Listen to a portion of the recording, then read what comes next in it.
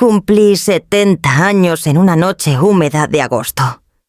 De esas en las que el aire del mar se pega a la piel y hace que cualquier ropa pese como plomo. Sofía había insistido en que fueras a Playa del Carmen, diciendo que había planeado algo especial en su casa junto a las dunas. Habló con cuidado por teléfono, como si me ofreciera un tesoro raro. Acepté porque decir que no habría parecido mezquino, aunque mi instinto me advertía que caería en una trampa conocida. Cuando llegué, el estacionamiento ya estaba lleno de coches. Reconocí placas de primos de Querétaro, de los nietos de mi hermana, incluso del hermano de mi difunto esposo. La escena debería haberme reconfortado, pero en cambio sentí un escalofrío. Sofía nunca me invitaba a todas esas reuniones tan concurridas, no sin que hubiera un espectáculo de por medio. La puerta se abrió antes de que tocara. Sofía estaba allí, con un vestido ligero de verano, el cabello perfectamente peinado, la sonrisa tensa como una cinta. Sorpresa, mamá. Los 70 merecen una multitud. Me dio un beso rápido en la mejilla, ya girando hacia el bullicio de la sala. Entré, sosteniendo el pequeño ramo que Mateo y Daniela habían cortado de mi jardín esa mañana. La sala principal zumbaba de voces.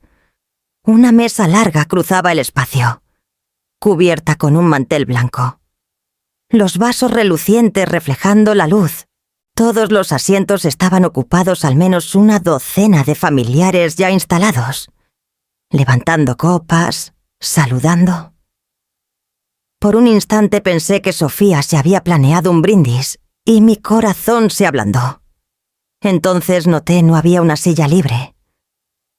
Sofía me guió hacia la cocina con una mano ligera en mi codo. «Te hicimos un lugar aquí», dijo con voz alegre, desdoblando una silla plegable junto a la barra. Había un plato de papel en la superficie. Parpadeé. Alguien soltó una risa incómoda y escuché a mi prima susurrar «la homenajeada». Pero Sofía solo aplaudió. «Mamá está bien aquí. La mesa principal ya está llena». Lo dijo con el mismo tono despreocupado que usaba para decirles a sus hijos dónde dejar sus chanclas llenas de arena. Me senté despacio en la silla plegable, como si un movimiento brusco pudiera romper el aire aún más. El ramo se deslizó de mis manos a la barra. Las risas y el tintineo de cubiertos venían del comedor, mientras yo miraba el linóleo estampado bajo mis pies. Una tía intentó traerme una copa de vino. Sofía la interceptó. «Oh, ya no toma mucho últimamente». Su voz era suave, decidida, como si yo no pudiera hablar por mí misma. Desde mi puesto en la puerta de la cocina, veía toda la mesa. Sofía estaba en la cabecera, Miguel a su lado, sus 4 hijos repartidos como adornos brillantes a lo largo de la fila. Mi silla estaba aparte, medio escondida tras la puerta. Pensé en todos los veranos en los que me dijeron que no había lugar en la casa de playa. Y ahora, en mi propio cumpleaños, la historia se escenificaba a plena vista. Intenté tragar comida, pero todo sabía a cartón. Un sobrino se inclinó hacia atrás para preguntarme por mi jardín. Sofía intervino. «Mamá todavía juega con sus jitomates, ¿verdad? Mamá». Sus palabras eran dulces como azúcar, pero dejaban un regusto amargo. El pastel llegó más tarde, con velas tambaleantes que pasaron frente a mí. Todos cantaron. Yo moví los labios, aunque nadie lo notó desde la cocina. Cuando Sofía se inclinó para cortar el primer pedazo, se lo dio a Miguel, no a mí. Para cuando un platito llegó hasta mí, las velas ya eran humo. Miré los rostros a mi alrededor, algunos cálidos de verdad, otros esquivos. Vi compasión en los ojos de mi hermana. incomodidad en los de mi prima. Pero nadie habló. ¿Y por qué lo harían? Sofía llevaba años preparando el escenario, convirtiéndome en un accesorio en sus reuniones en lugar de la raíz de la que habían crecido. Sonreí toda la noche, pero la sonrisa se resquebrajaba en los bordes. Cada comentario, cada gesto despectivo, se hundía como una huella en cemento húmedo, endureciéndose. Cuando salí para irme, el aire nocturno se sentía más claro que en meses. El rugido del Atlántico a lo lejos parecía eco de mi propio pulso constante, creciente, negándose a ser ahogado.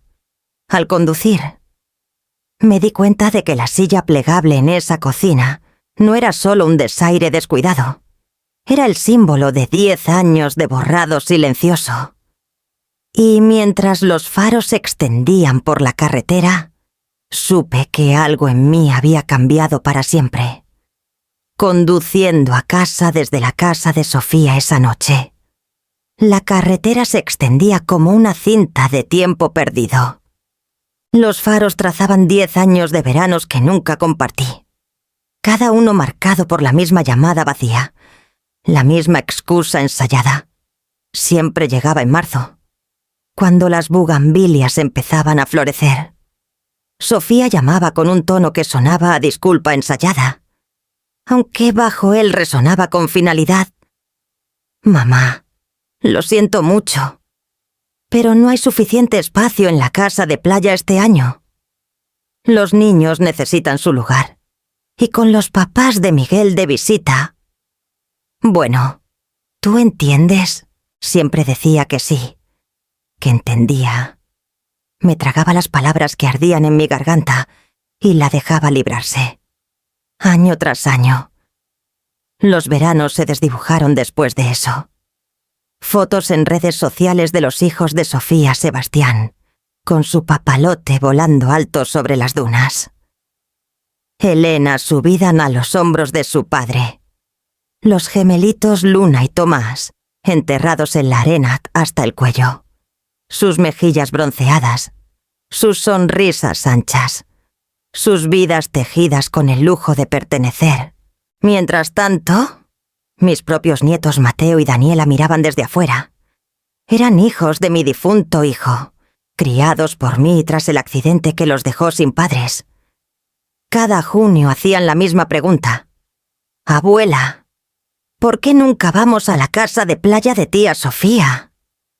Decía Mateo, su voz esperanzada al principio, luego más pesada con los años. Los ojos de Daniela, más suaves pero más agudos, buscaban mi rostro como si pudieran ver la respuesta que no daba. ¿Es porque no nos quieren allí? Me ocupaba con los trastes o señalaba el jardín que necesitaba agua. Es que está muy lleno. Pequeña. Tal vez otro año. Cada vez. Las palabras eran como piedras en mi boca, pesando más a medida que crecían. Llenamos nuestros veranos lo mejor que pudimos. Viajes a la alberca municipal, picnics junto al río, tardes largas en la biblioteca donde el aire acondicionado zumbaba constante. Les conté historias de la infancia de su padre, cómo también había jugado en el oleaje, cómo el mar había sido el telón de fondo de nuestra familia. Pero ellos notaban la diferencia. Veían las fotos, escuchaban las risas que se filtraban por las publicaciones de Sofía y sabían que algo faltaba. Cargué mi silencio como un escudo, convenciéndome de que los protegía. En verdad, el silencio protegía a Sofía, no a ellos. Le permitía fingir que no había hecho daño real, que sus excusas eran razonables. Cada tal vez el próximo año era una piedra en un muro que nos separaba, y yo estaba del lado de afuera, haciéndolo más alto al no decir nada. Hubo momentos en los que casi rompí el silencio. El verano que Mateo cumplió 12 años. Llegó de la escuela y dijo: «Abuela, Sebastián me dijo que van a la casa de playa otra vez. Preguntó por qué nunca voy. No supe qué decir. Su voz se quebró en la última palabra. Y por un instante, casi le digo la verdad que su tía nos había considerado prescindibles. Pero mordí mi lengua con fuerza. Para cuando Daniela tuvo edad suficiente para notar patrones, ya ni preguntaba. Solo miraba las fotos en línea. Luego cerraba la pantalla con una determinación silenciosa, como entrenándose para no desear. Eso fue lo que más dolió, no mi exclusión, sino ver el deseo desvanecerse de su rostro. 10 veranos perdidos, reemplazados por sustitutos silenciosos, promesas vacías y el peso de la ausencia. Y a través de todo eso, mantuve mi silencio, temerosa de que nombrar la verdad rompiera algo que no se pudiera reparar. Pero sentada en mi coche después de la cena de cumpleaños, con el aire salado aún pegado a mi piel, entendí que se había roto ya. El silencio no nos había salvado. Había tallado la distancia más profunda y por primera vez en 10 años, me pregunté qué pasaría si dejaba de tragarme las palabras y las dejaba salir.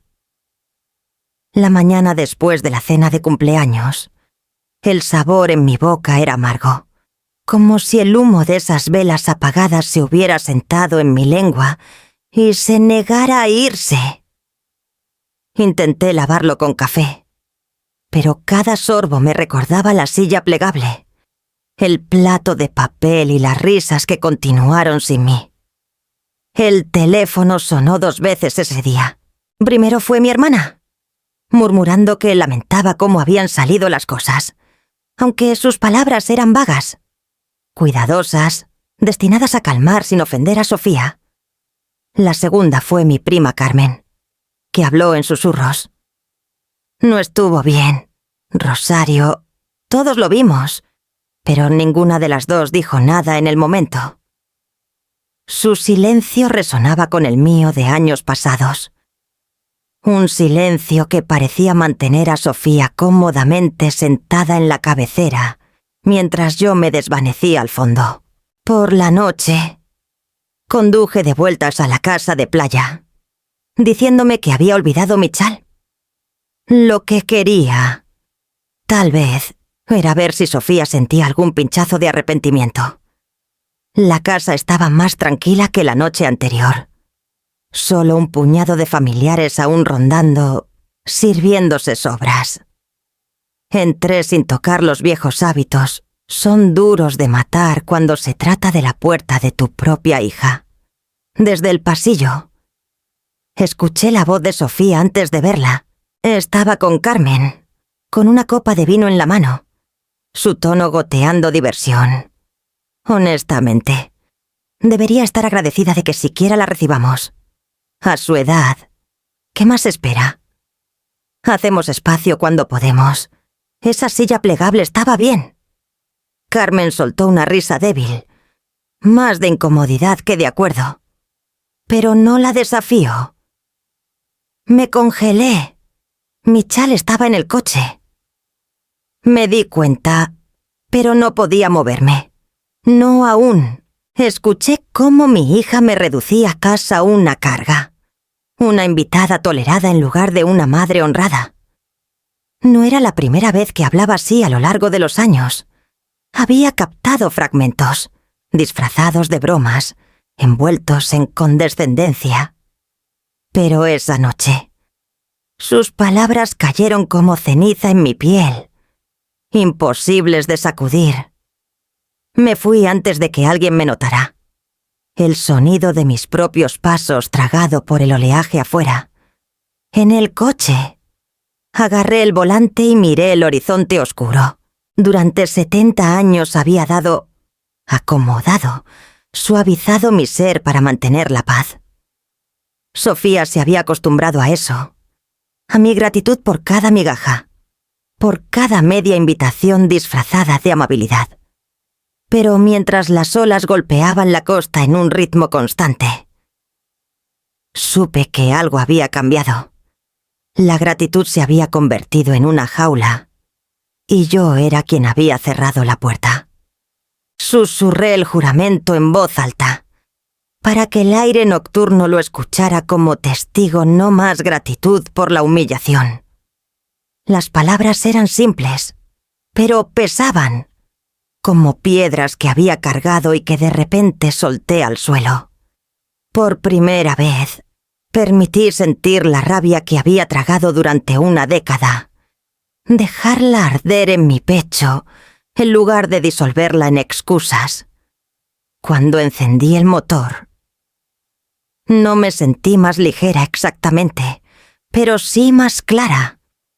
Las palabras de Sofía habían arrancado cualquier ilusión de que el silencio podía reparar lo roto. Algo más tendría que tomar su lugar, algo construido en mis propios términos.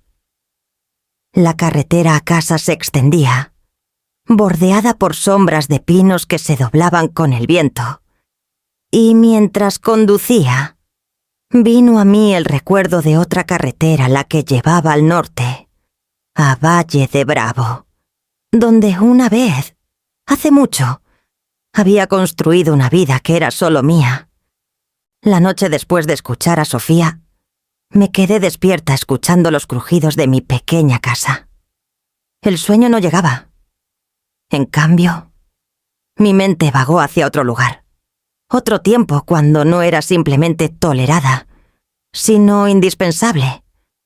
Hace más de 40 años, en Valle de Bravo, junto a un lago tan quieto que reflejaba los pinos sin una sola onda, mi esposo, Esteban, había yo heredado una cabaña destartalada de su tío, un lugar con porches hundidos y el olor a humo de leña impregnado en las vigas.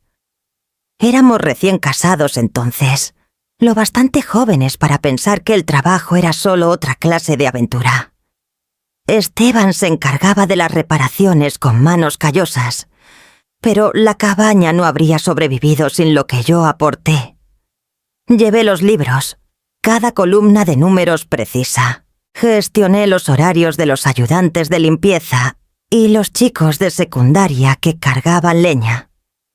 Respondí a llamadas en un teléfono de disco que sonábale a todas horas, saludando a extraños con una calidez que los convencía de elegirnos sobre resorts más elegantes. Recuerdo el ritmo de esos días: levantarme antes del amanecer para preparar los libros, recibir a pescadores que querían café a las 5, luego registrar familias al mediodía. Era rápida con los números, más astuta de lo que la gente asumía, y amaba el baile de equilibrar costos con reservaciones. Esteban bromeaba a menudo que yo era la verdadera columna vertebral del lugar. Sin ti, Rosario, el tejado se caería y no lo notaríamos hasta que lloviera. Fueron años de cansancio, sí, pero también de propósito. El sonido de los niños chapoteando en el muelle, el aroma del humo de pino saliendo de las chimeneas en otoño, el timbre constante de la caja registradora cuando los fines de semana se llenaban de huéspedes. Todo construyó un sentido de valía que ninguna silla plegable podría borrar. Cuando Esteban murió, vendí la cabaña. Me dije que era demasiado para manejarlo sola, demasiado peso para un solo par de hombros. Pero la verdad es que dudé de mí misma. Creí lo que otros insinuaban, que mi utilidad terminaba con él. Dejé que esa creencia me achicara, y con el tiempo Sofía llenó el espacio que yo había abandonado. Su voz más fuerte, su autoridad incuestionable. Ahora, acostada en la oscuridad, pensé en esos años con una claridad que me sorprendió. No solo había ayudado en la cabaña, la había dirigido. Cada decisión que mantuvo las puertas abiertas pasó por mis manos. El conocimiento aún estaba allí, silencioso pero vivo, esperando a que lo reconociera. ¿Y si Sofía estaba equivocada? ¿Y si no era una carga? ¿Si no una mujer que una vez construyó algo y podía volver a hacerlo? El pensamiento se asentó en mí como un carbón, brillando débilmente, retándome a darle vida. Imágenes de la cabaña en Valle de Bravo. Regresaron los libros de huéspedes desgastados. El olor de sábanas frescas secadas al aire de la montaña. Las risas de familias que volvían año tras año. Mi pecho dolía de añoranza, pero también de reconocimiento. No había perdido esa parte de mí. Estaba enterrada bajo años de silencio, bajo los dictámenes de Sofía, bajo el peso de la humillación disfrazada de hospitalidad. Cerré los ojos y no imaginé el lago de Valle de Bravo, sino las olas del océano que había oído fuera de la casa de Sofía. Sal en lugar de pino, arena en lugar de bosque. El pensamiento cambió. Se reformó. ¿Por qué no la costa? ¿Por qué no yo? El amargor de la noche del cumpleaños aún persistía, pero ahora llevaba algo nuevo, algo más afilado que el dolor resolución. No tenía que esperar un lugar en la mesa de Sofía. Una vez tuve mi propia mesa, llena de huéspedes que pagaban por sentarse en ella. Tal vez era hora de construir una de nuevo. El primer paso sería buscar, en silencio, sin decírselo a nadie. Necesitaría números, posibilidades, algo concreto a lo que aferrarme. La agudeza que pensé que se había apagado aún estaba allí, esperando a ser probada. Y mientras caía en un sueño inquieto, una decisión se asentó firmemente en mi pecho. No dejaría que las palabras de Sofía definieran el resto de mi vida. La luz de la mañana entró en franjas pálidas por mis cortinas, y en lugar de alcanzar la tetera, tomé el viejo cuaderno de cuentas que guardaba en el cajón de mi escritorio. Años de números, garabateados con mi propia letra, esperaban por mí. Por un buen rato solo miré las páginas, como si fueran un idioma extranjero que había olvidado. Pero mientras más miraba, más familiar se volvía, como una canción que no había cantado en años, pero que aún recordaba cuando la melodía regresaba. Empecé con lo obvio, mi pensión mensual, modesta pero constante. Luego la cuenta de ahorros que había protegido como una llama frágil después de que Esteban falleció, tocándola solo en emergencias. Pasé a la página donde anoté las ganancias de la venta de la parcela hace 2 veranos, la que le dije a Sofía que era demasiado trabajo para mantener. Lo que no le dije fue lo cuidadosamente que había invertido la mayor parte de ese dinero, dejándolo crecer en silencio mientras vivía con sencillez. Sumando los números, me sorprendí. Había más de lo que esperaba, suficiente para ir a hacer algo real si era cuidadosa, suficiente para ir a hacer que la silla plegable de Sofía pareciera el pedazo de metal endeble que era. Aún así, el dinero era una cosa, la posibilidad era otra. Necesitaba guía, alguien que no se riera de la idea de una mujer de 70 años buscando una oportunidad. Entonces pensé en Javier Torres. Javier era el hijo de una mujer con la que solía dar clases de catecismo. Lo recordaba como un niño con las rodillas raspadas y una sonrisa tímida. Pero había crecido hasta convertirse en un corredor de propiedades, con reputación de honesto, en un negocio donde la honestidad escaseaba. Encontré su número. Ensayé lo que diría y marqué antes de que perdiera el valor. Doña Rosario. Su voz era cálida, sorprendida. Han pasado años. ¿En qué puedo ayudarla? Le dije la verdad, o al menos la mayor parte que estaba considerando invertir en una propiedad. Algo pequeño. Tal vez un lugar que pudiera manejar con ayuda. Omití a Sofía, omití la silla de cumpleaños, omití el dolor que me había llevado a este punto. No dudó. De hecho, tengo una propiedad que podría interesarle. Está en mal estado, pero los cimientos son buenos. No está lejos de la costa de Puerto Vallarta. Unos días después nos reunimos en su oficina. Las paredes estaban llenas de fotos de casas, familias sonrientes con llaves, cabañas frente al mar con porches hacia el océano. Deslizó una carpeta sobre el escritorio hacia mí. La primera foto casi me rompe el corazón. Un resort que alguna vez fue orgulloso, de 2 pisos, con la pintura descascarada como piel quemada por el sol, las ventanas tapiadas en algunos lugares, la maleza trepaba por el estacionamiento, y el letrero de enfrente se inclinaba hacia un lado, como agotado por años de abandono. Se llamaba Refugio Marino, explicó Javier. 12 habitaciones, un comedor, frente al mar. Los dueños se quedaron sin dinero y lo dejaron caer en pedazos. Ahora están desesperados por vender. Pasé el dedo por la imagen desvaída. Para cualquiera podría parecer una ruina, una lápida del sueño fallido de alguien más. Pero yo vi algo diferente. Vi la cabaña de Esteban junto al lago, cómo la habíamos limpiado y reparado hasta que brilló de nuevo. Vi el comedor lleno de voces, las habitaciones recibiendo a extraños que se convertían en habituales. ¿Cuánto? Pregunté. Mi voz era firme, aunque mis manos temblaban ligeramente contra la carpeta.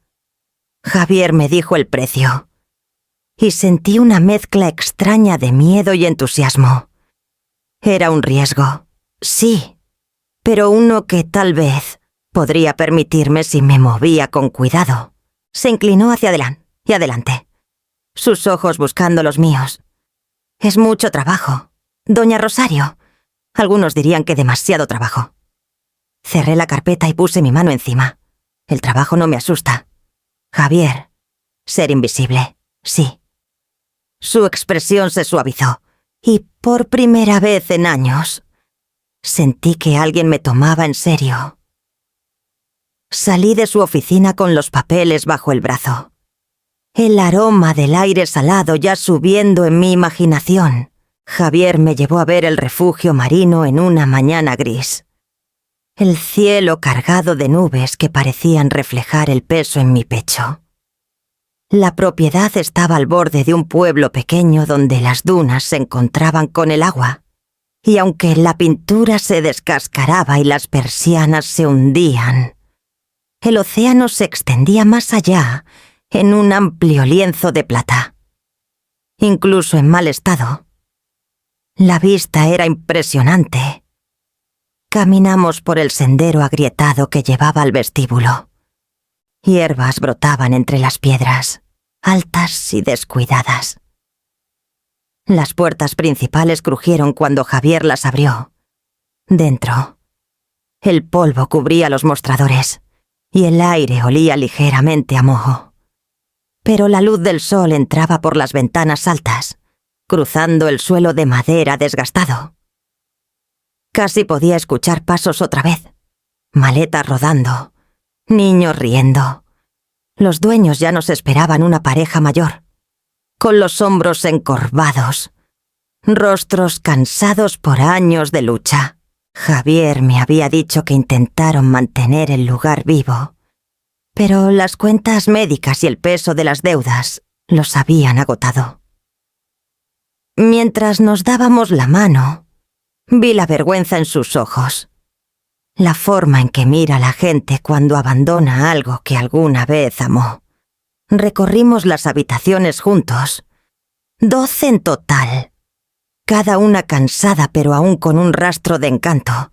Los muebles de mimbre estaban hundidos, las cortinas desvaídas a hilos pálidos, pero los cimientos estaban allí, balcones frente al mar. Un comedor lo bastante grande para sentar a 30, Una cocina que podría revivir con pulido y acero nuevo. Afuera. Los jardines eran un enredo de maleza, pero podía ver el contorno de senderos, el fantasma de parterres. Imaginé niños corriendo descalzos por ellos. Imaginé plantar rosas junto al enrejado, como Esteban y yo hicimos en la cabaña de Valle de Bravo. Cuando terminamos el recorrido, los dueños nos llevaron de vuelta al vestíbulo. La mujer juntó las manos y dijo, casi en un susurro, «Solo queremos que alguien lo cuide de nuevo». Javier me miró. «Piden mucho menos que el valor de mercado. No pueden seguir sosteniéndolo». Estudié el mostrador rayado, el lugar donde alguna vez debieron colgar las llaves, cada una marcada con un número de habitación. En ese momento, no vi ruinas sino posibilidad. Vi una oportunidad para recuperar lo que me habían quitado, no solo los veranos, no solo la mesa en las reuniones familiares, sino el sentido de pertenencia, de propósito. Asentí lentamente. Lo compro. El alivio de los dueños fue visible, como un peso cayendo de sus hombros. Los papeles se redactaron en días. El precio era en efecto una fracción de lo que valía el terreno solo, pero aún así fue la compra más grande que había hecho por mi cuenta. Mientras firmaba mi nombre, mi mano temblaba. No de duda, sino por la enormidad del paso. Javier me felicitó. Su tono profesional, pero cálido. «Ha hecho algo valiente. Doña Rosario, he hecho algo necesario». Respondí, conduciendo a casa. Pensé en Sofía, pensé en su voz presumida, su desdén despreocupado. Debería estar agradecida de que siquiera la recibamos. La imagen de esa silla plegable vino a mi mente, y casi me reí en voz alta. No tenía idea de que mientras ella estaba ocupada, apretando su agarre en una mesa que me excluía. Yo había comprado una mesa propia, 12 habitaciones y un comedor para probarlo. No se lo dije a nadie, ni a Mateo, ni a Daniela, ni siquiera a mi hermana. Los secretos, me di cuenta, tenían un poder propio. Este era el mío para guardar hasta que llegara el momento adecuado, hasta que los cimientos fueran sólidos y las puertas estuvieran listas para abrirse. Por ahora, el conocimiento reposaba silenciosamente en mi pecho, ardiendo constante, una llama que nadie más podía ver. Y mientras me acostaba esa noche, escuchando el viento golpear las ventanas, ya sabía lo que traería el día siguiente: el sonido de martillos, el roce de brochas, los primeros pasos para devolverle la vida al refugio marino. La primera mañana de renovaciones, me paré en los escalones del refugio marino con el cabello recogido y una tablilla en la mano. El equipo que Javier recomendó llegó en una camioneta vieja. Hombres de la mitad de mi edad y el doble de mi altura. Bajaron con cinturones de herramientas tintineando, sus ojos recorriendo la pintura descascarada, las persianas hundidas, y finalmente, posándose en mí. Uno de ellos, un hombre robusto con una gorra de béisbol baja. Murmuró lo bastante alto para que lo oyera. «¿De quién es la abuelita que está a cargo de esto?» Las risas siguieron, rápidas y cortantes. Sentí el aguijón, pero no me inmuté. Había escuchado variaciones de ese tono durante años, desdén disfrazado de humor. Dejé que el silencio se asentara hasta que se movieron incómodos. Luego golpeé la tablilla. El comedor primero. Quitamos el piso, lo lijamos. Barniz nuevo, lámparas nuevas. Reparamos las paredes y restauramos la chimenea antes que nada. El capataz levantó una ceja. La mayoría empezaría con el tejado o las habitaciones. Sostuve su mirada con firmeza. El tejado aguanta otra temporada. El comedor es el corazón. Cuando brille, el resto seguirá. Hubo una pausa, luego un encogimiento de hombros, y los hombres se pusieron a trabajar. A mediodía, el comedor resonaba con el sonido de martillos, el zumbido de sierras, el rasguño de clavos viejos arrancados de las vigas. Caminé por el suelo, señalando detalles, recordándoles dónde había que recablear enchufes, dónde la madera estaba blanda y debía reemplazarse. Al principio, parecían sorprendidos por mi precisión, pero pronto comenzaron a asentir, tomando notas. El respeto. Lo sabía. Se ganaba en pequeñas dosis, y yo tenía la paciencia para recogerlas una por una. El polvo llenaba el aire, pero al asentarse en mis hombros, me sentía viva. Recordé la cabaña de Valle de Bravo, los largos días que Esteban y yo pasamos puliendo madera hasta que brillaba, arrancando vida a espacios que otros habían desechado. Ese recuerdo guiaba mis pasos, estabilizándome mientras veía transformar este comedor. Por las noches, después de que el equipo se iba, me quedaba sola. Las tablas crujían bajo mis pies mientras estaba en el comedor a medio terminar, imaginándolo como sería mesas alineadas de punta a punta, roble pulido brillando bajo la luz, sillas llenas de voces y risas, sin asientos plegables escondidos en cocinas, sin excusas sobre el espacio. Un lugar donde cada persona tuviera su lugar, donde ningún niño se sintiera no deseado. Los trabajadores comenzaron a verme diferente. Para la segunda semana, el hombre de la gorra pidió mi opinión antes de mover una viga. Para la tercera, me llamaban jefa sin ironía. No necesitaba su aprobación, pero aún así me estabilizaba.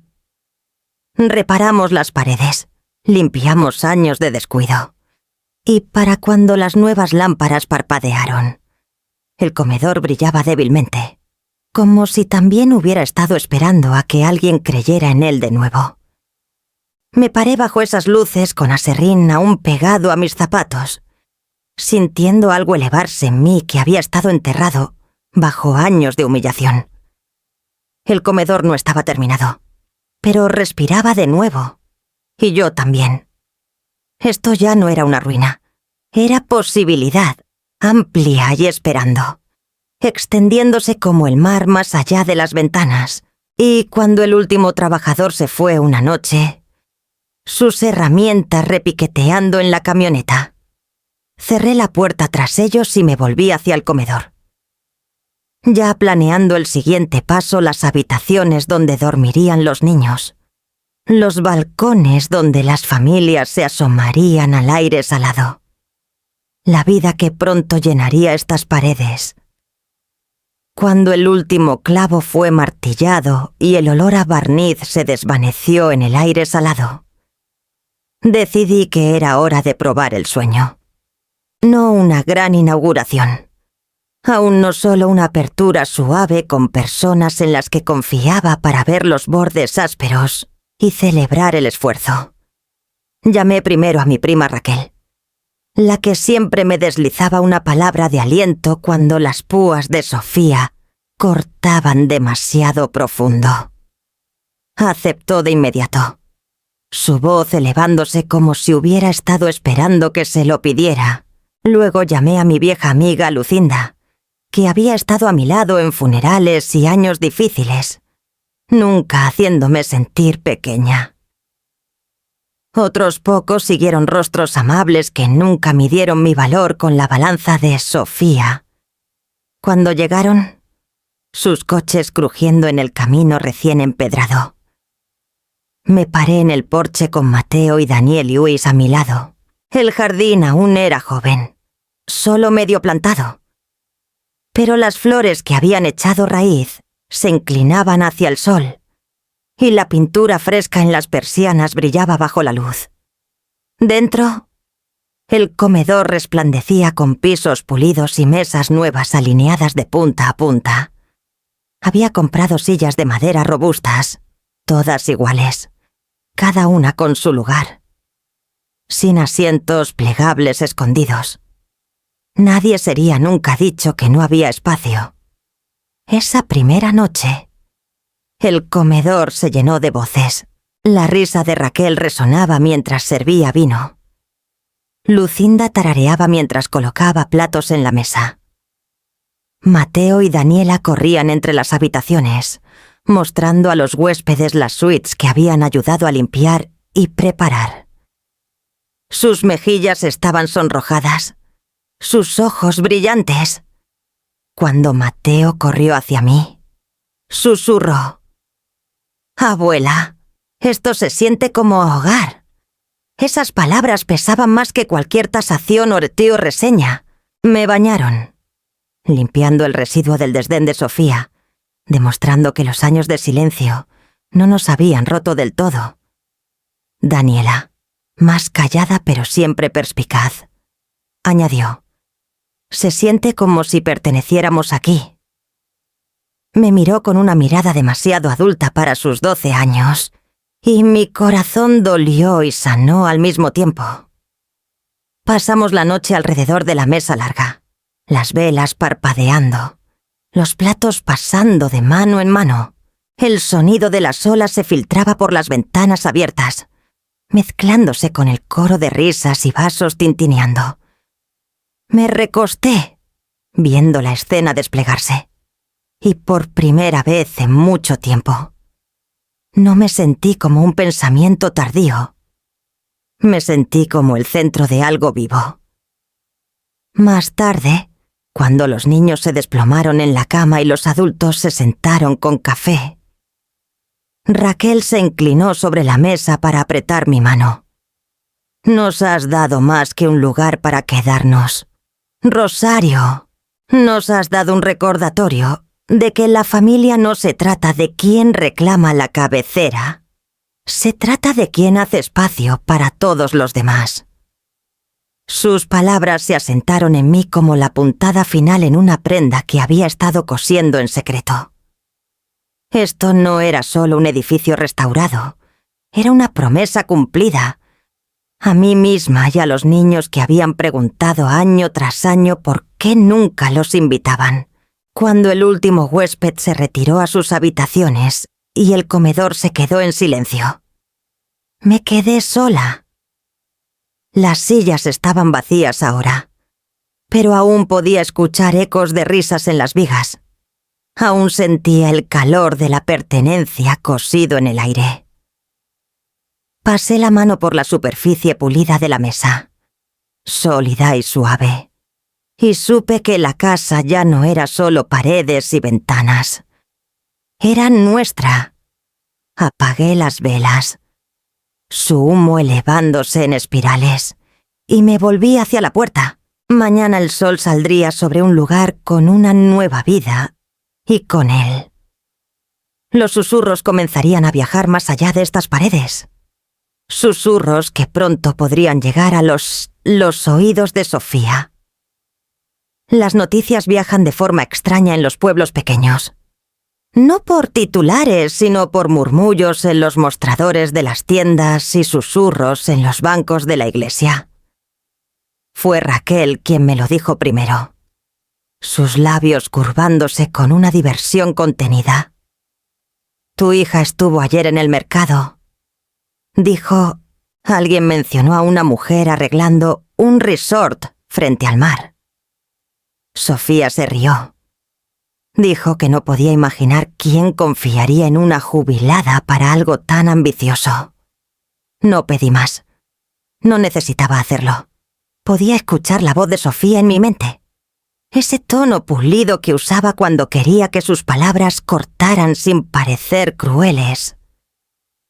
¿Quién confiaría en alguien tan mayor para un negocio?, debió haber dicho, echando el cabello hacia atrás, ganándose las risas de sus acompañantes.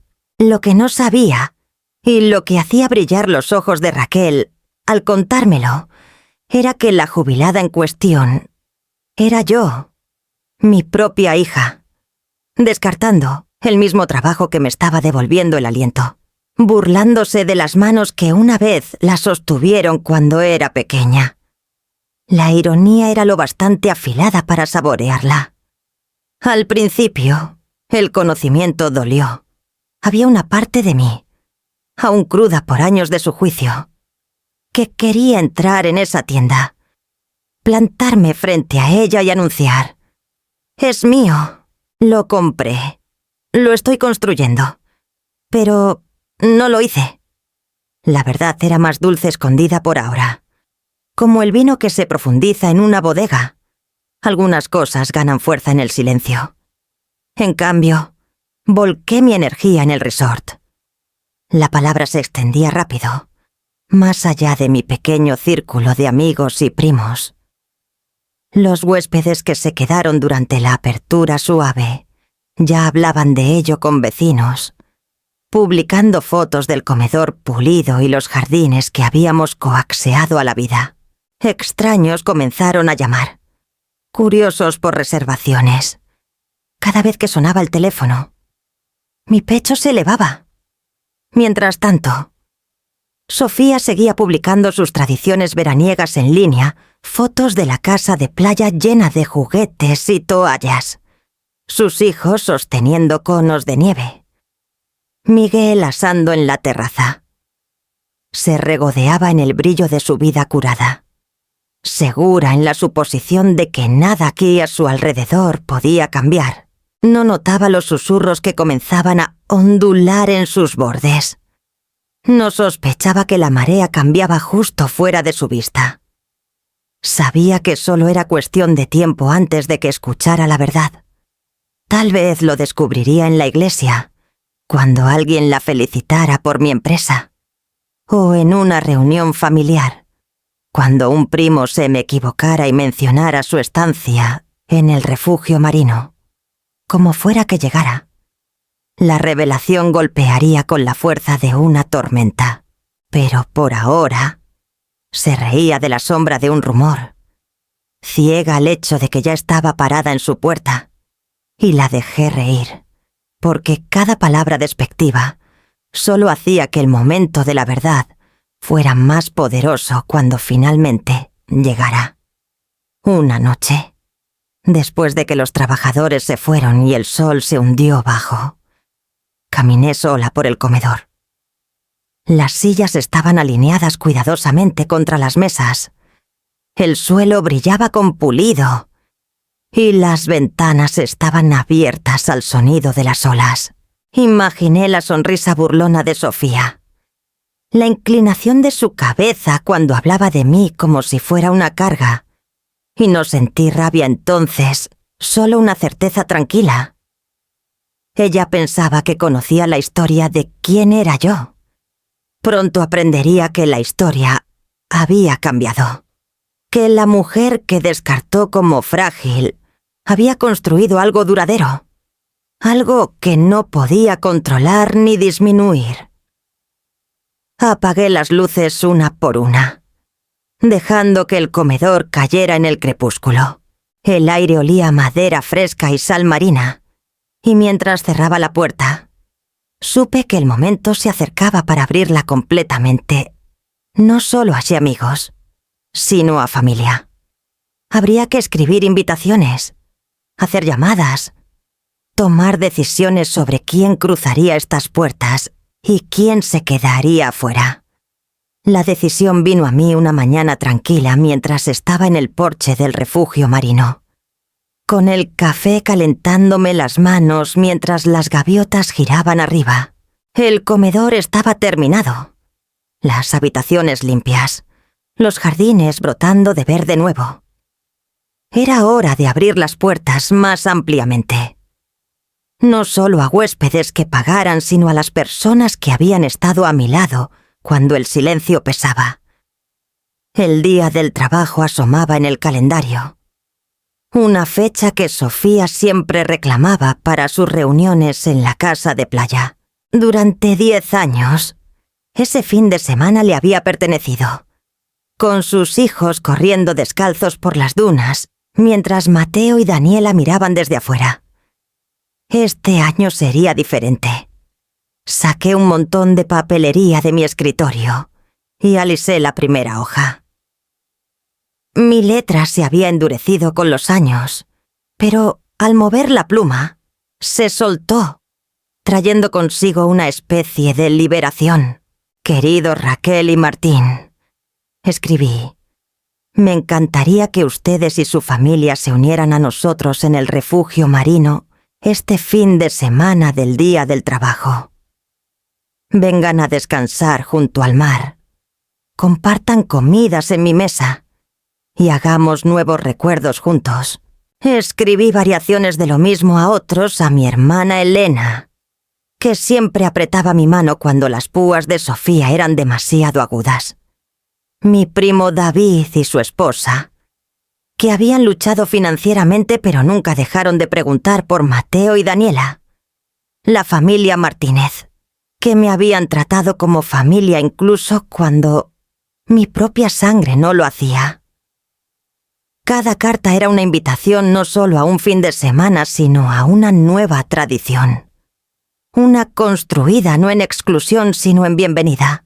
Cuando las cartas estuvieron selladas, tomé el teléfono. Quería que algunos escucharan las palabras en mi voz. Tío Enrique, dije. Abrí un pequeño resort cerca de la costa. Les gustaría a ti y a tía Marla venir a quedarse con nosotros para el Día del Trabajo. Sin costo alguno, solo familia, comida y el océano. Su pausa fue breve, seguida de calidez, Rosario. No nos lo perderíamos, uno por uno. Las respuestas llegaron. Voces brillantes de sorpresa, de gratitud, con algo que parecía alivio. Ninguno preguntó si Sofía estaría allí. Ninguno dudó. Sofía, por supuesto, no recibió carta ni llamada. No fue un descuido. Era el punto. Ella había elegido su exclusividad durante una década. Yo ahora elegía la inclusión, pero no a costa de repetir su crueldad. El simbolismo era claro y deliberado. Mateo y Daniela me ayudaron a planear. Dibujaron menús, marcaron actividades en folletos locales. Discutieron si a los primos les gustaría más pescar o andar en kayak. Su emoción se desbordaba en cada rincón de la casa. Por una vez, no se preparaban para la decepción. Estaban construyendo algo a mi lado. Por las noches, me sentaba en la mesa larga del comedor, la misma que insistí en restaurar primero, e imaginaba llena el zumbido de la conversación, las voces de los niños elevándose, los platos pasando de mano en mano. La visión me estabilizaba, reemplazando el amargor de los cumpleaños pasados con la anticipación de lo que podría ser. Aún así, una pequeña voz en mí se preguntaba qué susurros seguirían. ¿Escucharía Sofía antes de que llegara el fin de semana? Por supuesto que sí. Noticias como estas viajan rápido por las ramas familiares. Ella vería la elección que había hecho y sentiría la exclusión que había infligido. No saboreé el pensamiento con crueldad, sino con claridad. No la estaba castigando. Simplemente estaba trazando la línea que ella había dibujado para mí y pasando al otro lado con aquellos dispuestos a unirse. Mientras las invitaciones se extendían, sentí que el peso de los años comenzaba a cambiar. Por primera vez en mucho tiempo, el Día del Trabajo no era una fecha para temer. Era una promesa sellada en tinta y sellada de nuevo en el silencio, donde debería haber estado el nombre de Sofía. Las cartas se fueron. Las llamadas se hicieron. Todo lo que quedaba era ver quién cruzaría estas puertas y se sentaría en mi mesa cuando llegara el fin de semana. El fin de semana del Día del Trabajo amaneció con cielos tan claros que parecían recién lavados. A media mañana, el estacionamiento del refugio marino estaba lleno de coches y el sonido de voces se extendía por los jardines como un himno. Los familiares salían con hieleras, bolsas y niños corriendo en todas direcciones. El resort estaba vivo. No con extraños, sino con familia que había elegido estar aquí. Mateo y Daniela corrieron adelante, saludando a primos que no habían visto en años. Sus risas se elevaban por encima del choque de las olas, libres por una vez de preguntas sobre por qué no los invitaban. Me paré en el porche, la brisa marina tirando de mis mangas, y sentí el zumbido de la vida llenando los espacios que había reconstruido. El comedor, pulido y esperando. Pronto resonó con el tintineo de platos y el murmullo de la conversación. Raquel y Martín se sentaron en un extremo, contando viejas historias familiares, mientras tío Enrique cortaba pollo asado en el otro. Los niños equilibraban platos llenos, entrando y saliendo al porche. Cada asiento estaba ocupado, cada silla robusta e igual. Nadie de pie, nadie escondido. Esa noche, cuando cayó el crepúsculo, llevamos leña al fogón junto a la playa. Las llamas se alzaron contra el cielo oscurecido, las chispas elevándose como luciérnagas. Los niños asaron malvaviscos, sus rostros brillando anaranjados bajo la luz, mientras los adultos se recostaban en sillas plegables del tipo elegido, no asignado. Cantamos algunas canciones, aplaudimos al ritmo de las olas y el crepitar del fuego, y por un momento pareció que el tiempo mismo se había detenido para honrarnos. Capté el rostro de Daniela en el resplandor, sus ojos abiertos, la boca curvada en una sonrisa tan espontánea que me sorprendió. Se inclinó contra mi hombro y susurró: «Así es como se supone que debe sentirse». Mi garganta se apretó, pero asentí. Esto era lo que había querido para ellos todo el tiempo, el sonido de la pertenencia llevado por el aire nocturno. El fin de semana fluyó como agua, suave y lleno. Las mañanas se llenaron de recolectar conchas, las tardes de juegos, las noches de comidas que se extendían hasta que se encendían las linternas. Cada momento sentía el peso de los últimos 10 años levantarse un poco más. Mientras tanto, Sofía publicó su corriente habitual de fotos en línea a sus hijos con cubetas de arena. Miguel en la parrilla, la familia extendida en sus sillas de terraza. Escribió subtítulos sobre tradición y veranos queridos, pero sus fotos mostraban solo su lado de la historia. Las noticias viajan rápido, especialmente en familias donde el chisme corre más rápido que las mareas. Para el segundo día, un primo que se quedó conmigo dejó escapar una foto del refugio marino, el comedor brillante, la fogata en la arena, primos tomados del brazo.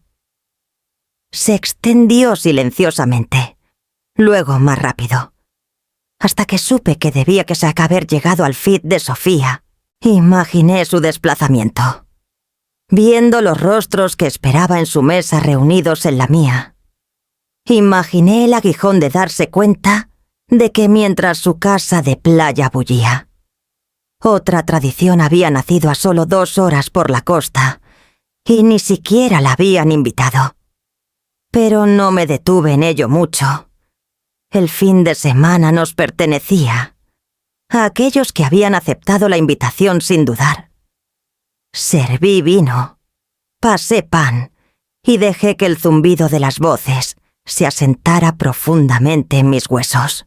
En la última noche, cuando los huéspedes se retiraron a sus habitaciones y el fuego se apagó, caminé sola por el comedor. Las sillas estaban recogidas, migajas esparcidas, cera de vela endurecida en gotas. Era desordenado, imperfecto, vivo. Mis pasos resonaban mientras me movía. Cada crujido de las tablas del suelo, un recordatorio de que este lugar era mío y que lo había llenado de vida. El teléfono en el mostrador vibró entonces, su pantalla iluminándose con el nombre de Sofía. Lo miré, sabiendo sin levantar lo que había oído, que el aguijón de la exclusión finalmente había aterrizado en su lado. El teléfono vibró de nuevo, insistente, exigiendo una respuesta. Lo dejé sonar, el sonido llevándose a la noche, y me volví hacia las mesas vacías. El teléfono vibró de nuevo la mañana siguiente, y esta vez contesté. La voz de Sofía irrumpió antes de que pudiera decir hola, aguda e indignada. «¿Cómo pudiste hacernos esto?», exigió. «Tuve que enterarme por primos de que compraste un hotel destartalado y lo convertiste en lo que sea que es esto. ¿Una reunión familiar? ¿Sin nosotros? ¿Sin mí?». Escuché en silencio, dejando que sus palabras corrieran como una marea. Tomó mi quietud por vacilación y presionó más fuerte. «Mamá, ¿sabes lo humillante que es ver fotos de nuestra familia junta en tu lugar? Mientras nosotros estamos aquí preguntándonos por qué no nos incluyeron. Nos dejaste fuera a propósito». Su acusación pesaba, pero no sentí culpa. Tomé aire lentamente. «Sofía», dije con calma, ¿recuerdas los últimos 10 veranos en tu casa de playa? Las veces que me llamaste en marzo con la misma excusa, no había lugar para mí. No había lugar para Mateo y Daniela. «Eso es diferente», espetó.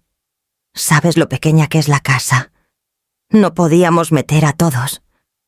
Lo entendías». Mi agarre en el teléfono se apretó. «Sí, lo entendí. Y ahora te pido que entiendas. Igual que tu casa, la mía está sin espacio». Por un momento, solo hubo silencio al otro lado. Luego su voz regresó, más delgada, temblando de indignación. «Eso no es justo. Me estás castigando. Estás castigando a mis hijos. No estoy castigando a nadie». Dije. «Invité a las personas que han hecho espacio para mí todos estos años. Tú elegiste quién importaba en tu mesa. Yo simplemente he elegido quién importa en la mía». Su respiración se entrecortó audiblemente. La imaginé parada en su cocina, el teléfono apretado contra su oreja, luchando por encontrar las palabras que alguna vez le salían tan fácil cuando me descartaba. «Estás haciendo un espectáculo de ti misma», siseó finalmente. «¿Sabes lo que dice la gente? Piensan que eres mezquina, vengativa. Piensan que estás tratando de dividir y a la familia. Que piensen lo que quieran». Respondí. «Los que saben la verdad estuvieron aquí este fin de semana. Vieron quién fue incluido. Y vieron por qué. No necesitan explicaciones. Al fondo, escuché voces apagadas, quizá Miguel, o uno de sus hijos preguntando qué pasaba. Sofía debió haberse ido a otra habitación, porque su voz bajó, casi suplicante ahora. «Mamá, por favor. Somos familia. No puedes simplemente cortarnos». Sus palabras podrían haberme atravesado una vez, pero ahora sonaban huecas. «Familia», dije suavemente. «Es más que una palabra que sacas cuando te conviene. Durante 10 años, decidiste que mi rama de esta familia no encajaba. Le dijiste a mis nietos que no había lugar. Ahora les he mostrado un lugar donde siempre habrá espacio. Eso es todo». Siguió otro largo silencio, roto solo por su respiración inestable. Cuando habló de nuevo, la agudeza se había desvanecido, reemplazada por algo inseguro. «¿Entonces eso es todo? ¿Realmente nos estás excluyendo?». Cerré los ojos, recordando la silla plegable en su cocina. La humillación de esa noche de cumpleaños. No, Sofía, no te estoy excluyendo. Solo me niego a mendigar migajas en tu mesa. Si quieres un lugar aquí, tendrás que aprender lo que significa tocar primero. Terminé la llamada antes de que pudiera responder. Mi mano firme al dejar el teléfono. La casa estaba en silencio otra vez. Pero el silencio se sentía diferente, ahora más fuerte, más limpio, como un muro reconstruido después de años de erosión. Más tarde esa tarde, Raquel vino a devolver un platón que había pedido prestado. Se quedó en la baranda del porche. Sus ojos cautelosos. «Sofía está molesta», dijo suavemente. «Pero Rosario, la mayoría de nosotros lo entendemos. Hemos visto cómo te trataba. Estamos contigo en esto». Sus palabras fueron un bálsamo. Calladas pero firmes. Por una vez, los susurros no estaban a favor de Sofía. Y mientras veía a Raquel alejarse en su coche, supe que las grietas en el trono de favoritismo de Sofía habían comenzado a ensancharse. Lo admitiera o no. No tomó mucho para que Sofía iniciara su campaña. Días después de nuestra llamada, los susurros me llegaron. Estaba diciéndole a cualquiera que escuchara que me había vuelto vengativa en mi vejez, que estaba desgarrando a la familia por despecho. Se presentaba como la hija herida. Me pintaba como una mujer amargada buscando revancha. Alguna vez me habría preocupado, pero esta vez el suelo se sentía más firme bajo mis pies. Porque por cada primo que escuchaba la historia de Sofía, había otro que recordaba los cumpleaños donde me descartaba, los veranos donde mis nietos fueron dejados fuera, las palabras cortantes que había dicho como si yo fuera invisible. ¿En la tienda? Lucinda se inclinó sobre su carrito para murmurar. «Sofía me detuvo ayer. Dijo que la estabas excluyendo. Le dije que ella te ha estado excluyendo durante años». Sacudió la cabeza, una pequeña sonrisa tirando de sus labios. No le gustó eso. La agradecí.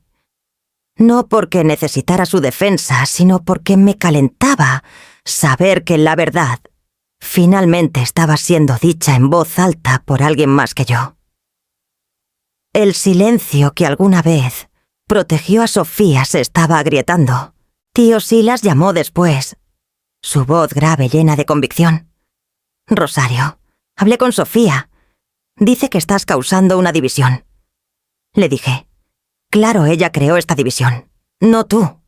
No puedes excluir a tu propia madre durante 10 años y luego quejarte cuando la marea cambia». Cerré los ojos, el alivio extendiéndose como luz solar por mi pecho. Silas siempre había sido directo. Un hombre que valoraba la justicia sobre las apariencias. Si le había hablado así a Sofía, otros seguirían. La palabra se extendió más. Raquel relató cómo, en una reunión en la iglesia, Sofía había intentado ganar simpatía. Dijo que eras cruel. «Rosario», explicó Raquel, pero la mitad del salón solo la miró. Finalmente, Carolina habló. Dijo que había oído a Sofía hacer esos comentarios sobre tu trabajo. Cómo te menospreciaba frente a todos. La cara de Sofía se puso roja. Lo imaginé claramente, Sofía, tan acostumbrada a controlar la narrativa.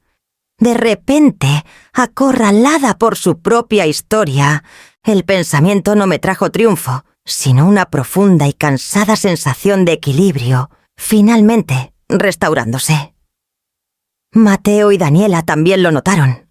En la cena una noche, Mateo dijo: «Abuela, Sebastián me mandó un mensaje en línea. Dijo que su mamá sigue quejándose de ti, pero no entiende por qué. Dijo que piensa que eres increíble por hacer todo esto». Sus mejillas se sonrojaron de orgullo al hablar. «Daniela», Más callada como siempre. Añadió. Es como si la gente finalmente viera lo que nosotros vimos todo el tiempo.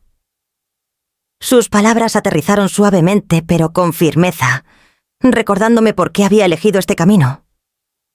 Sofía no se detuvo. Por supuesto. Redobló esfuerzos, llamando a familiares uno por uno, intentando persuadirlos con apelaciones a la lealtad. Pero, mientras más hablaba, más débiles sonaban sus argumentos. La familia se había cansado de su monopolio en el afecto, de su crueldad casual. Estaban listos para algo diferente, algo más amable. Para finales de mes, sentí el cambio plenamente. Cuando comenzaron a circular las invitaciones para el Día de Acción de Gracias, más de un primo pasó por alto la casa de playa de Sofía por completo y preguntó si yo volvería sin recibir. La pregunta sola me lo decía todo. El trono que Sofía había construido sobre el favoritismo se desmoronaba. No porque yo lo hubiera golpeado, sino porque la multitud finalmente se había ido. Me senté en mi mesa de cocina una noche, con cartas esparcidas frente a mí, cada una confirmando planes para regresar al refugio marino para el feriado. La casa zumbaba de posibilidad, viva con voces aún no llegadas. No sentí la necesidad de llamar a Sofía, ni el deseo de girar el cuchillo. La verdad ya estaba hablando por sí misma. Las líneas de falla se habían ensanchado, y no importaba cuánto intentara cubrirlas. Las grietas estaban allí para que todos las vieran, y mientras las hojas de otoño comenzaban a esparcirse por las dunas, puse mi atención en preparar el Día de Acción de Gracias en el refugio marino, sabiendo que la elección de dónde se reunía la gente contaría la historia más claramente que cualquier discusión. El sobre llegó a mediados de noviembre. Su papel grueso y la letra pulcra familiares. La invitación de Sofía para el Día de Acción de Gracias era tan refinada como siempre, con bordes dorados como si la formalidad pudiera disfrazar la tensión debajo. Cena familiar en la casa de playa. 4 en punto. Decía, firmada con su floritura habitual. Lo sostuve por un largo momento, sopesándolo en mis manos. Hace 10 años lo habría guardado cuidadosamente en la repisa, ansiosa por mostrar que había sido incluida. Ahora lo deslicé de vuelta al sobre y lo puse en el cajón, sabiendo que ya había elegido de otra manera. Mis propias invitaciones habían salido una semana antes, notas simples en papelería color crema. Nada sofisticado, pero sinceras. Cena de Acción de Gracias en el refugio marino. Escribí: habrá lugar para todos. Las palabras importaban más que el papel. Llevaban una promesa de que nadie sería rechazado ni puesto en los márgenes. A medida que se acercaba el feriado, las respuestas llegaron a raudales. Raquel y Martín escribieron que no podían esperar. Tío Silas confirmó que él y su esposa conducirían hasta allí. La familia Martínez envió una nota con un dibujo de su hijo menor, un pavo con plumas de todos los colores. Mateo y Daniela lo pegaron en el refrigerador, orgullosos de que niños fuera de nuestro hogar vieran este lugar como suyo también. El Día de Acción de Gracias. El resort brillaba. El comedor olía a pavo asado y relleno de salvia. Los pasteles se alineaban en el aparador, y las mesas se extendían lo suficiente para sentar a cada huésped cómodamente. Las risas resonaban antes de que se sirviera el primer plato. Mateo y Daniela corrían con primos, arreglando tarjetas con nombres que ellos mismos habían decorado. Cuando nos sentamos a comer, me detuve a mirar la mesa. Cada asiento ocupado. Rostros iluminados por la luz de las velas, El zumbido de las voces mezclándose con el sonido de las olas más allá de las ventanas. Era más que una comida, era una declaración. Estábamos aquí, juntos, por elección. Más tarde, mientras se servía el café y los niños salían a perseguirse por los jardines, Raquel se inclinó cerca y susurró. La mesa de Sofía estuvo medio vacía este año. Preguntó, y le dijeron que ya se habían comprometido aquí. No lo tomo bien. Asentí, aunque ninguna parte de mí se regocijó en su vacío. Lo que sentía, en cambio, era un asentamiento tranquilo, un equilibrio de balanzas largamente inclinadas a su favor. No se trataba de ganar, se trataba de probar que la pertenencia no se puede mandar, debe ofrecerse libremente. Cuando cayó el crepúsculo, nos movimos al porche con cobijas y tazas de sidra. Los más pequeños encendieron luces de bengala, su luz tejiéndose en la oscuridad como luciérnagas. Vi a Mateo girar su bengala en alto, la risa de Daniela sonando cerca, y pensé en todos los días de acción de gracias que habían pasado en la sombra, obligados a aceptar menos de lo que valían. Esos días habían terminado. Dentro, las velas ardían bajas, su cera formándose en pequeños ríos por los soportes. Miré el sobre vacío aún guardado en mi cajón, sin abrir más allá de la primera mirada. La letra de Sofía alguna vez había tenido autoridad, pero ahora yacía olvidada, eclipsada por el calor de esta mesa, para cuando el último huésped se fue, abrazándome fuerte en la puerta. El comedor estaba en silencio, pero aún zumbando con el recuerdo de las voces. Recogí los platos lentamente, reacia a perturbar la paz que permanecía. Y mientras apagaba la última vela, pensé en la Navidad a la vuelta de la esquina, preguntándome cómo intentaría Sofía recuperar el terreno que ya no tenía. La primera nevada espolvoreó las dunas en Nochebuena, suavizando sus bordes, haciendo que el mundo pareciera callado y nuevo. Estaba en la cocina, sacando roles de canela del horno para Mateo y Daniela, cuando sonó el teléfono. El nombre de Sofía iluminó la pantalla. Por un momento, consideré dejarlo pasar al silencio como antes, pero algo en mí quería escuchar su voz, medir qué, si algo, había cambiado. Contesté. «Mamá», comenzó, su tono ensayado, casi frágil. Solo quería decir, lo siento si te sentiste excluida todos esos años. Las palabras eran cuidadosas, cortadas, huecas. Si te sentiste. Una frase destinada a devolverme el peso, a suavizar su responsabilidad en algo subjetivo. Mi mano se apretó en el teléfono. «Sofía», dije lentamente. «Eso no es una disculpa. Es una excusa envuelta en encaje. No me excluiste por cómo me sentía. Me excluiste por cómo actuaste». Se erizó audiblemente. «¿Por qué siempre tienes que hacer todo tan dramático?»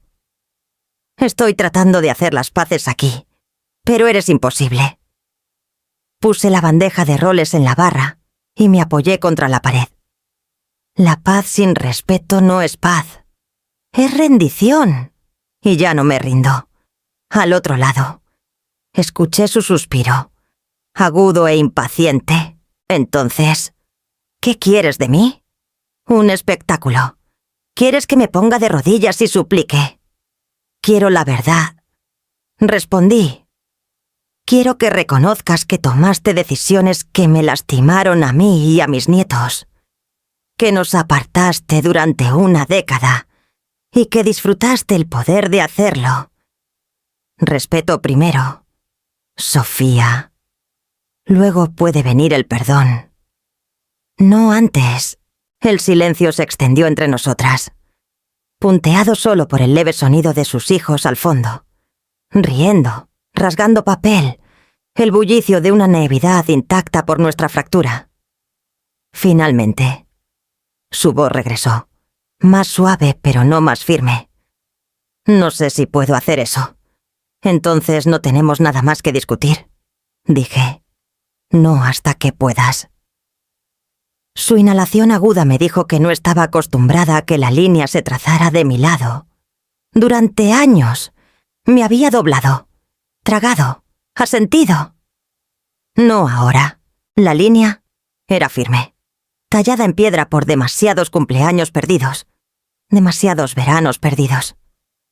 Murmuró algo que no entendí. Luego colgó. Dejé el teléfono suavemente. El silencio en mi cocina más profundo ahora, pero no vacío. Mateo asomó por la esquina, la nariz moviéndose por el olor a canela. ¿Todo bien? Abuela. Sonreí débilmente y deslicé un rol en su plato. Todo está finalmente en su lugar. Comimos pan caliente mientras caía la nieve más allá de la ventana. La casa brillando con una certeza tranquila. La rama de olivo que Sofía Biatiatio me había ofrecido estaba congelada, frágil, rompiéndose en mis manos antes de que pudiera echar raíz. Pero no sentí arrepentimiento. Algunas ramas están mejor rotas que forzadas de vuelta al árbol. Y mientras los niños se perdían en risas y papel de envolver, puse mis pensamientos en el año nuevo, sabiendo que nuevas batallas y elecciones vendrían con él. La primera semana de enero trajo a los hijos de Sofía al refugio marino. No por diseño de Sofía no había hablado conmigo desde Navidad, sino por Mateo y Daniela, que invitaron a sus primos para un fin de semana de juegos y recolecta de conchas. Acepté. Los niños no deberían cargar con las batallas de los adultos. Llegaron con mochilas y ojos brillantes, saliendo del coche como una ola de energía. Durante 2 días jugaron libremente construyendo fuertes en las dunas, persiguiéndose por el porche ancho, riendo sin la corriente de tensión que siempre parecía flotar en la casa de Sofía. La última noche, mientras el sol caía y pintaba el agua en rayas de oro, el mayor de Sofía, Julián, se quedó a mi lado, 14 años ahora, más alto de lo que recordaba. Pero su rostro llevaba la misma apertura que una vez vi en Sofía antes de que aprendiera a afilar sus sonrisas. «Abuela», dijo en voz baja, su mirada fija en el horizonte. «Nos gusta más aquí». Me volví hacia él, insegura de haber oído. «¿Más que qué, pequeño?»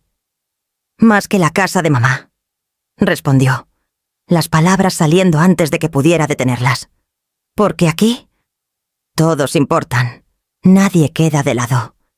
La simplicidad de eso me golpeó más fuerte que cualquier acusación que Sofía hubiera lanzado. De la boca de los niños. La verdad tiene una forma de cortar las defensas.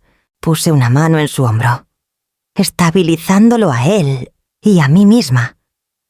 «Me alegra que se sientan bienvenidos aquí», dije suavemente. Así debería ser. Pero Sofía debió haberlo visto en sus rostros cuando vino a recogerlos a la mañana siguiente. Su sonrisa era demasiado brillante, su agarre en el volante demasiado fuerte. Los niños parloteaban sobre fogatas, sobre los dibujos de Daniela, sobre los juegos en el comedor. Julián se inclinó hacia el adelante, en el asiento del copiloto, contándole cómo se sentía diferente. Vi el destello de comprensión cruzar su rostro que sus hijos estaban escapando. No de su abrazo, sino de su narrativa. Habían vislumbrado otra forma de pertenecer. Una no arraigada en jerarquía, sino en espacio compartido. Y una vez que un niño ve la justicia, es difícil que deje de ver la falta de ella en otros lugares. Sus ojos se encontraron con los míos mientras se alejaba. Un destello de pánico enterrado bajo su expresión pulida. Pero no me moví. No corrí tras ella. No ofrecí consuelo. Algunas lecciones no se pueden suavizar, deben enfrentarse crudas. Me quedé en el porche mucho después de que el coche desapareció por la carretera. El aire salado frío contra mi piel. Mi corazón firme. La línea había sido trazada. Y ahora incluso sus propios hijos comenzaban a verla. Dentro, Mateo y Daniela ya estaban poniendo la mesa para el almuerzo. Sus risas llenando el comedor. El sonido me anclaba. Mi mesa estaba llena. Mis paredes fuertes. Mi propósito claro. Y en algún lugar, la certeza de Sofía había comenzado a desagrietarse. Mi 71º cumpleaños llegó con un cielo despejado y la promesa de celebración. El refugio marino estaba vivo desde el amanecer, Mateo y Daniela corriendo por los pasillos, primos arreglando flores, Raquel ocupada en la cocina con pasteles. Para la noche, el comedor brillaba con velas, cada asiento ocupado. Tomé mi lugar en la cabecera de la mesa larga. No porque fuera el lugar del poder, sino porque era el lugar donde podía ver cada rostro. El murmullo creció. Los niños corrían entre las sillas, y el aroma de cordero asado y pan horneado subía cálido hacia las vigas. En el centro de la mesa había una sola llave de latón, pulida, pesada. Atrapaba la luz de las velas y brillaba como un pequeño sol. Los niños la notaron primero, susurrando y señalando, su curiosidad burbujeando. Cuando los platos se recogieron y trajeron el pastel, tomé la llave y la levanté. El comedor se aquietó, los ojos volviéndose hacia mí. «Esto», dije, mi voz resonando firme por el comedor, «no es solo una llave para una puerta. Es un recordatorio. Durante 10 años nos dijeron que no había lugar para todos nosotros, que algunos pertenecían y otros no. Pero aquí siempre hay espacio para aquellos que vienen con respeto». Miré a mis nietos, a Mateo y Daniela sentados con orgullo, y a los hijos de Sofía, sus ojos abiertos, escuchando. Esta puerta, continué, se abre solo para aquellos que tocan con respeto. Nunca se abrirá para la arrogancia. Nunca se abrirá para la crueldad. Recuerden eso. Siempre. Julián, el mayor de Sofía, se inclinó hacia adelante, su rostro solemne. «Entendemos, abuela», dijo suavemente. Sus hermanos asintieron, el peso de las palabras hundiéndose en ellos como piedra en el agua. Un aplauso recorrió el comedor. No fuerte, pero cálido, afirmativo. Volví a poner la llave en la mesa, donde brillaba silenciosamente entre los platos y las velas. Más tarde, nos movimos a la playa.